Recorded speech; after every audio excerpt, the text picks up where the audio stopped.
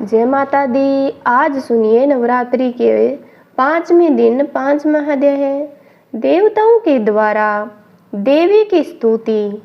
महर्षि वेदा ने कहा, पूर्व काल में शुभ निशुभ नामक असुरों ने अपने बल के मद से इंद्र का त्रिलोकी का राज्य और यज्ञों के भाग छीन लिए और वे दोनों इसी प्रकार सूर्य, चंद्रमा, धर्मराज और वरुण के अधिकार भी छीनकर स्वयं ही उनका उपभोग करने लगे।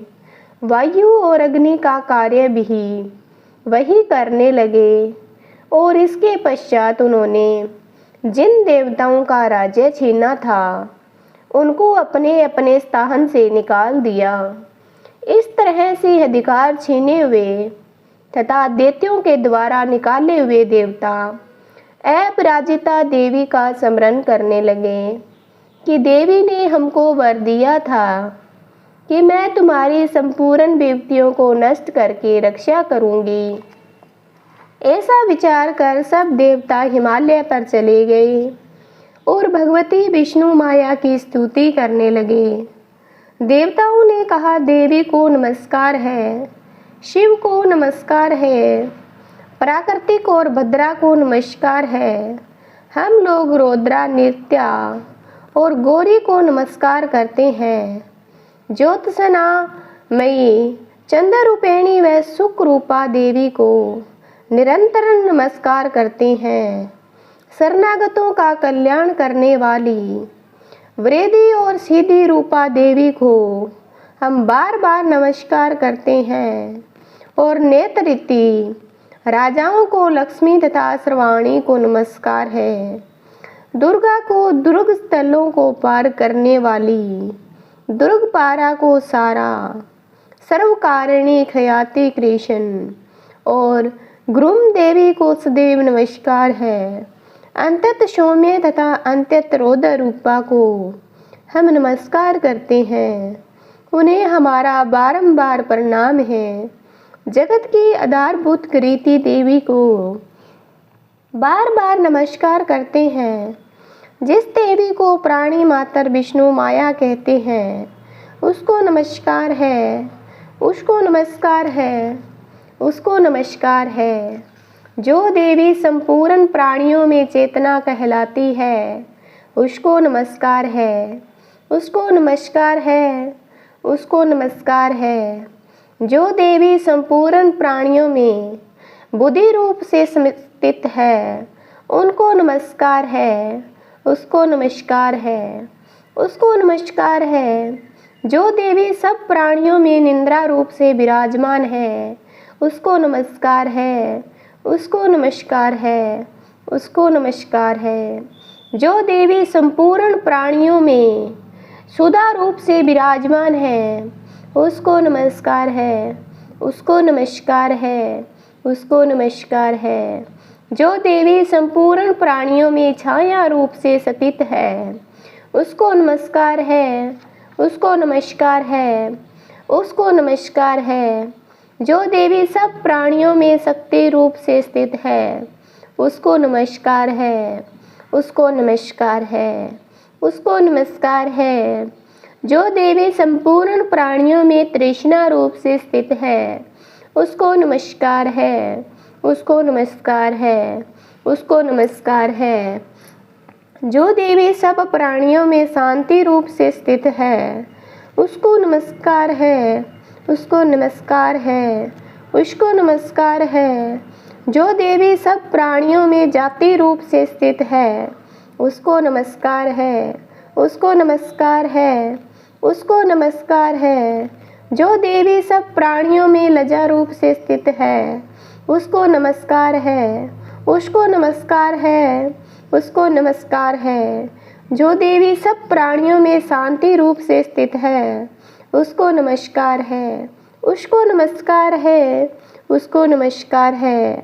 जो देवी संपूर्ण प्राणियों में श्रद्धा रूप से स्थित है उसको नमस्कार है, उसको नमस्कार है, उसको नमस्कार है। जो देवी संपूर्ण प्राणियों में क्रांति रूप से स्थित है, जो देवी सब प्राणियों में लक्ष्मी रूप से स्थित है उसको नमस्कार है, उसको नमस्कार है, उसको नमस्कार है। जो देवी संपूर्ण प्राणियों में वृत्ति रूप से स्थित है, उसको नमस्कार है, उसको नमस्कार है, उसको नमस्कार है। जो देवी सब प्राणियों में स्मृति रूप से विराजमान है, उसको नमस्कार है, उसको नमस्कार है, उसको नमस्कार है। जो देवी सब प्राणियों में दया रूप से स्थित है, उसको नमस्कार है, उसको नमस्कार है, उसको नमस्कार है।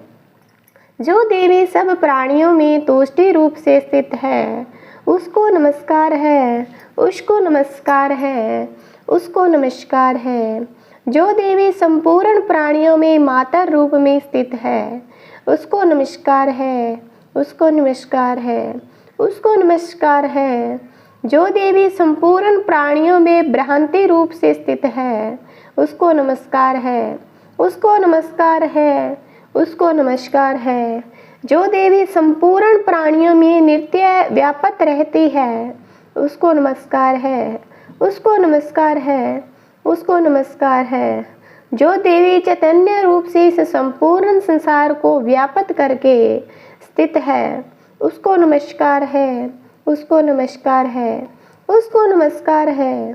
पूर्व काल में देवताओं ने अपनी अभीष्ट फल पाने के लिए जिसकी स्तुति की है और देवराज इंद्र ने बहुत दिनों तक जिसका सेवन किया है, वह कल्याण की साधना भूता ईश्वरी हमारा कल्याण और मंगल करे तथा सारी विभूतियों को नष्ट कर डाले। असुरों के सताए हुए हम संपूर्ण देवता उस परमेश्वरी को इस समय नमस्कार करते हैं तथा जो भक्ति पूर्वक स्मरण की जाने पर तुरंत ही सब विभूतियों को नष्ट कर देती है, वह जगदम्बा इस समय भी हमारा मंगल करके हमारी समस्त विपत्तियों को दूर करें। महर्षि वेदा ने कहा, हे राजन, इस प्रकार जब देवता स्तुति कर रहे थे तो उसी समय पार्वती देवी गंगा में स्नान करने के लिए आई। तब उनके शरीर से प्रकट होकर शिवा देवी बोली, शुभ देवते के द्वारा स्वर्ग से निकले वे और निशुभ से हारे हुए यह देवता मेरी ही स्तुति कर रहे हैं। पार्वती के शरीर से अंबिका निकली थी और उसको संपूर्ण लोक में कौशिकी कहते हैं। कौशिकी के प्रकट होने के पश्चात पार्वती देवी के शरीर का रंग काला हो गया और वह हिमालय पर रहने वाली कालिका देवी के नाम से प्रसिद्ध हुई। फिर शुभ और निशुभ के दूत चंडमुंड वहां आए और उन्होंने अपने परम मनोहर रूप वाली अंबिका देवी को देखा। फिर वह शुभ के पास जाकर बोले, महाराज, एक अत्यंत सुंदरी स्त्री हिमालय को प्रकाशित कर रही है। वैसा रंग रूप आज तक हमने किसी स्त्री में नहीं देखा। हे असुर स्वर, आप यह पता लगाएं कि वह कौन है और इसको ग्रहण कर लें। वह स्त्री में रतन है। वह अपनी क्रांति से 10 दिशाओं को प्रकाशित करती हुई वहां स्थित। वह अपनी क्रांति, इसलिए उसको देखना उचित है। हे प्रभु, तीनों लोकों के हाथी, घोड़े और मणि इत्यादि जितने रतन हैं, वह सब इस समय आपके घर में ही शोभायमान है। हाथियों में रतन रूप ऐरावत हाथी और ऊंचे सरवा नामक घोड़ा तो आप इंद्र से ले आए हैं। हंसों के द्वारा जुता हुआ विमान जो कि ब्रह्मा जी के पास था, अब भी आपके पास है। और यह महापद्म नामक खजाना आपने कुबेर से छीना है। समुद्र ने आपको सदा खिले हुए फूलों की किंजकलनी नामक माला दी है। वरुण का कंचन की वर्षा करने वाला छतर आपके पास है। रथों में श्रेष्ठ प्रजापति का रथ भी आपके पास है। हे दतेंद्र, मृत्यु से उत्क्रांतिदा नामक शक्ति भी आप से छीन ली है, और वरुण का पास भी आपके भ्राता निशुभ के पास ही है, और समुद्र में पैदा होने वाले सब प्रकार के रत्न भी आपके भ्राता निशुभ के अधिकार में है, जो अग्नि में न जल सके। ऐसे 2 वस्त्र भी अग्निदेव ने आपको दिए हैं। हे दैत्यराज, इस प्रकार सारी रत्न रूपी वस्तुएं आप संग्रह कर चुके हैं, तो फिर आप यह कल्याणमयी स्त्रियों में रत्न रूप अनुपम स्त्री आप क्यों नहीं ग्रहण करते? महर्षि मेधा बोले। चंडमुंड का यह वचन सुनकर शुभ ने विचार किया, सुग्रीव को पुनः दूत बनाकर देवी के पास भेजा जाए। प्रथम उसको सब कुछ समझा दिया और कहा, वहां जाकर तुम उसको अच्छी तरह से समझाना और ऐसा उपाय करना जिससे वह प्रसन्न होकर तुरंत मेरे पास चली आए। भली प्रकार समझा कर कहना। दूत सुग्रीव पर्वत के उस रमणीय बाग में पहुंचा जहां देवी रहती थी। दूत ने कहा, हे देवी, दैत्यों का राजा शुभ जो इस समय तीनों लोकों का स्वामी है, मैं उसका दूत हूँ और यहाँ तुम्हारे पास आया हूँ। संपूर्ण देवता उसकी आज्ञा एक सबर से मानते हैं। अब जो कुछ भी उसे कलहा भेजा है वह सुनो। उसने कहा, इस समय संपूर्ण त्रिलोकों मेरे वश में है और संपूर्ण यज्ञों के भाग को पृथक पृथक मैं ही लेता हूँ, और तीनों लोकों में जितने श्रेष्ठ रत्न हैं वह सब मेरे पास है। देवराज इंद्र का वाहन ऐरावत मेरे पास है, जो मैंने उससे छीन लिया। ऊंचे सरवा नामक घोड़ा जो क्षीर सागर मथन करने से प्रकट हुआ था, उसे देवताओं ने मुझे समर्पित किया है।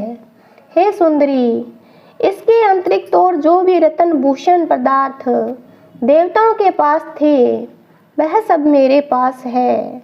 हे देवी, मैं तुम्हें संसार की स्त्रियों में रत्न मानता हूँ, क्योंकि रत्नों का उपभोग करने वाला मैं ही हूँ।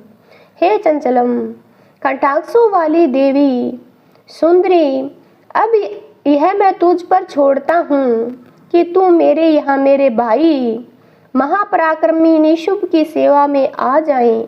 यदि तू मुझे वैरागी तो तुझे अतुल महान ऐश्वर्य की प्राप्ति होगी।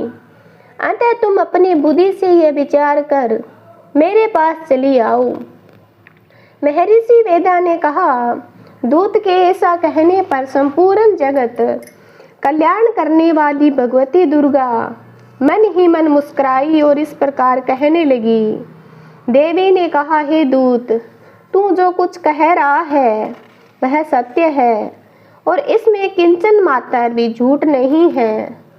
शुभ इस समय तीनों लोकों का स्वामी है और निशुभ भी उसी तरह पराक्रमी है, किंतु इसके संबंध में मैं जो प्रतीक्षा कर चुकी हूँ उसे मैं कैसे जुटा ला सकती हूँ। अतः तू मैंने जो प्रतीक्षा की उससे सुन। जो मुझे युद्ध में जीत लेगा और मेरे अभिमान को खंडित करेगा तथा बल में मेरे समान होगा वही मेरा स्वामी होगा। इसलिए शुभ अथवा महापराक्रमी निशुभ यहाँ आवे और युद्ध में जीत कर मुझसे विवाह कर ले। इसमें भला देर की क्या आवश्यकता है। दूत ने कहा, हे देवी, तुम अभिमान में भरी हुई हो, मेरे सामने तुम ऐसी बात न करो। इस त्रिलोकी में मुझे तो ऐसा कोई दिखाई नहीं देता जो कि शुभ और निशुभ के सामने ठहर सके। हे देवी, जब अन्य देवताओं में से कोई शुभ निशुभ के सामने युद्ध में ठहर नहीं सकता, तो फिर तुम जैसी स्त्री उनके सामने रणभूमि में ठहर सकेगी। जिन शुभ आदि असुरों के सामने इंद्र आदि देवता नहीं ठहर सके, तो फिर तुम अकेली स्त्री उनके सामने कैसे ठहर सकोगी। अतः तुम मेरा कहना मानकर उनके पास चली जाओ, नहीं तो जब वह तुम्हें केस पकड़कर घसीटते हुए ले जाएंगे तो तुम्हारा गौरव नष्ट हो जाएगा। इसलिए मेरी बात मान लो देवी। देवी ने कहा, जो कुछ भी तुमने कहा ठीक है। शुभ और निशुभ बड़े बलवान हैं, लेकिन मैं क्या कर सकती हूँ, क्योंकि मैं बिना विचारे प्रतीक्षा कर चुकी हूँ। इसलिए तुम जाओ और मैंने जो कुछ कहा है वह सब आदर पूर्वक सुरेंद्र से कह दो। इसके पश्चात जो वह उचित समझे वह करे। तो आपको 5वां देह कैसा लगा? प्रेम से बोलिए जय माता दी। अब हम करेंगे समायाचना। हे परमेश्वरी, मेरे द्वारा रात दिन सहस्त्रों अपराध है, यह मैं तेरा दास हूँ। ऐसा समझकर मेरे उन अपराधों को तुम कृपया कर क्षमा करो। परमेश्वरी, मैं हवन नहीं जानती, विसर्जन करना नहीं जानती, पूजा करने का ढंग भी नहीं जानती। क्षमा करो देवी। सुरसेश्वरी, मैंने जो मंत्रहीन, क्रियाहीन और भक्तिहीन पूजन किया वह सब आपकी दया का पात्र हूँ। जैसा चाहो करो। देवी परमेश्वरी, अज्ञान, भूल से अथवा बुद्धि भ्रांत होने के कारण मैंने जो न्यूनता और अधिकता कर दी हो वह सब क्षमा करो और मुझ पर प्रसन्न हो जाओ। सच्चिदानंद स्वरूपा परमेश्वरी, जगत माता कामेश्वरी, तुम प्रेम पूर्वक मेरी यह पूजा स्वीकार करो और मुझ पर प्रसन्न हो जाओ। श्री दुर्गा प्रणमस्तु। तो समय याचना हमारा समाप्त होता है। तो आपको 5वां अध्याय समय याचना कैसा लगा? आशा करती हूँ का अच्छा लगा होगा। अच्छा लगा है तो आगे की वीडियो को देखने के लिए मेरे चैनल को सब्सक्राइब करना, एक प्यारा सा कमेंट करना कि आपको कथा कैसी लगती है। ऐसी कथा हर रोज़ सुनने के लिए मेरे चैनल को सब्सक्राइब करना। जय माता दी।